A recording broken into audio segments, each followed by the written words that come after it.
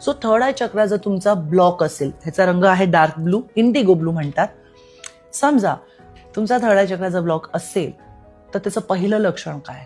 Confusion, chaos, गोंधळ, निर्णय कुठलाही ठामपणे न घेणं. दुसरं लक्षण मायग्रेन. सो तुम्हाला मायग्रेन, डोकेदुखी किंवा सर्दी, डोळे दुखणे किंवा डोळ्यातनं पाणी येणे किंवा बहुतांश वेळेला कान सुद्धा काही काही लोकांचं दुखतो की इथे हे जे पेन होतं ना शोल्डर किंवा हे जे मागची साईड डोक्याची ते दुखत असेल किंवा काही काही वेळेला डोक्यामध्ये दडे बसल्यासारखं होतं, दॅट मीन्स तुमचा थर्ड आय चक्रा जो आहे तो ब्लॉक्ड आहे.